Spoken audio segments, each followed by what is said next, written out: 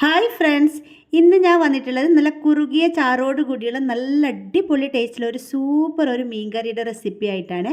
ഈ ഒരു കറി നമുക്ക് ചപ്പാത്തിയുടെയും പൂരിയുടെയും ചോറിൻ്റെയും കപ്പയുടെയും ഒക്കെ കൂടെ കഴിക്കാനും അടിപൊളി ടേസ്റ്റുള്ള ഒരു കറി കേട്ടോ. അപ്പോൾ ഇതെങ്ങനെയാണ് തയ്യാറാക്കി എടുക്കുന്നത് എന്ന് നമുക്ക് നോക്കിയിട്ട് വരാം.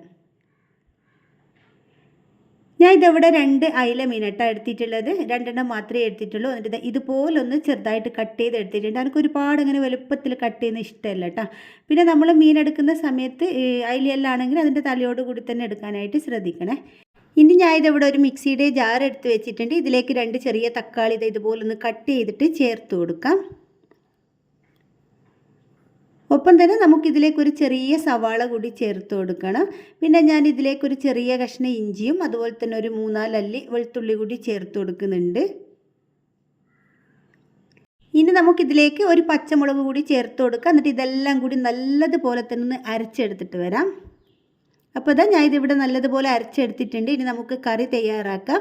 ഞാൻ ഇതിവിടെ ഒരു മൺചട്ടി സ്റ്റൗവിലേക്ക് വെച്ച് കൊടുത്ത് നല്ലതുപോലെ ഒന്ന് ചൂടായി വരുന്ന സമയത്ത് ഇതിലേക്ക് 1.5 ടേബിൾ സ്പൂൺ വെളിച്ചെണ്ണ ഒഴിച്ച് കൊടുത്തിട്ടുണ്ട്. വെളിച്ചെണ്ണ നന്നായിട്ട് ചൂടായി വരുന്ന സമയത്ത് ഇതിലേക്ക് ഒരു 1/2 ടീസ്പൂൺ ഉലുവ ചേർത്ത് കൊടുക്കാം.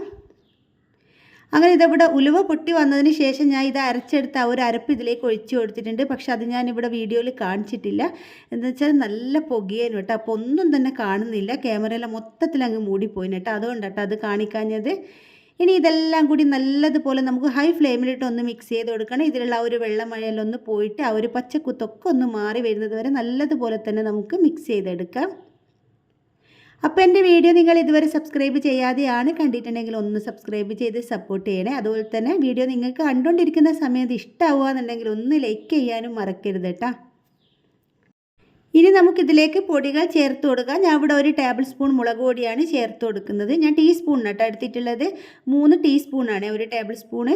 പിന്നെ ഇതിലേക്ക് ഒരു 1/2 ടീസ്പൂൺ മഞ്ഞൾപ്പൊടിയും 1 ടീസ്പൂൺ നിറയെ മല്ലിപ്പൊടി കൂടി ചേർത്ത് കൊടുക്കുന്നുണ്ട്. എന്നിട്ട് ഈ ഒരു പൊടികളുടെ എല്ലാം പച്ചമണം മാറി വരുന്നത് വരെ നല്ലതുപോലെ തന്നെ നമുക്ക് മിക്സ് ചെയ്തെടുക്കാം. അപ്പോൾ പൊടികൾ ചേർത്ത് കൊടുത്ത് കഴിഞ്ഞാൽ പിന്നെ ലോ ഫ്ലെയിമിൽ ഇട്ട് കൊടുത്തിട്ട് മിക്സ് ചെയ്തെടുത്താൽ മതിയേ. അപ്പോൾ നന്നായിട്ട് ആ ഒരു പൊടികളുടെ പച്ചമണലൊന്ന് മാറി വരട്ടെ.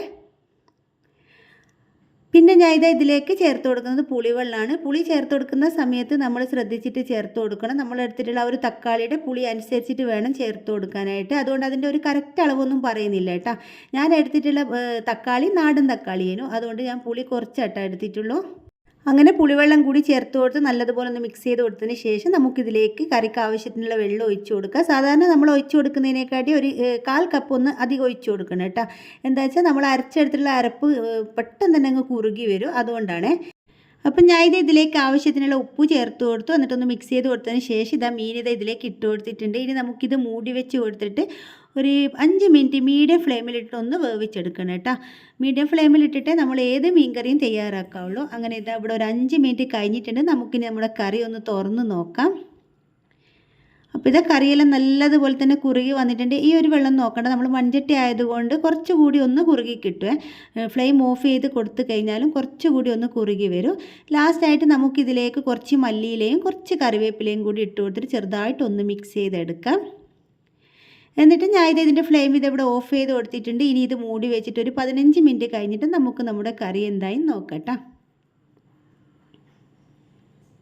അപ്പോൾ നമ്മുടെ മീൻ കറി ഇവിടെ മൂടി വെച്ചിട്ട് 15 മിനിറ്റ് കഴിഞ്ഞിട്ടുണ്ട്. നമുക്കിത് തുറന്ന് നോക്കാം.